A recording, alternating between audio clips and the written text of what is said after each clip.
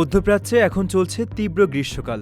প্রচণ্ড দাবদাহের এই সময়ে গাড়িতে তাপ সংবেদনশীল জিনিস রেখে দেওয়ার বিষয়ে প্রবাসী চালকদের বিশেষভাবে সতর্ক করেছে ওমানের মাসকাটের খোলা হাসপাতাল কর্তৃপক্ষ। এক জরুরি বার্তায় জানানো হয়েছে, নিত্য প্রয়োজনীয় এসব জিনিস দীর্ঘ সময় উত্তপ্ত গাড়িতে থাকলে অগ্নিকাণ্ড ও প্রাণহানির চরম ঝুঁকি তৈরি করতে পারে। সতর্কবার্তায় বলা হয়েছে, তীব্র গরমে বদ্ধ গাড়ির ভেতর গ্যাস লাইটার, পাওয়ার ব্যাংক বা মোবাইল চার্জারের মতো ডিভাইসগুলো বিস্ফোরিত হতে পারে।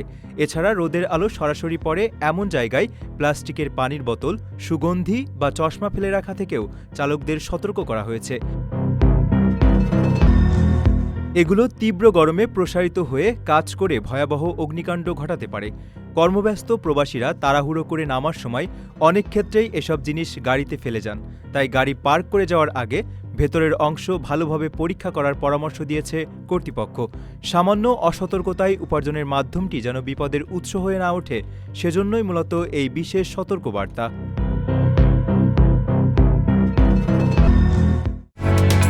ওমানে সেরা রেট দিচ্ছে বাংলাদেশি প্রতিষ্ঠান গালফ এক্সচেঞ্জ।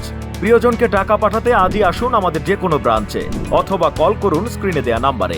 গালফ এক্সচেঞ্জ, বাংলাদেশিদের প্রিয় এক্সচেঞ্জ।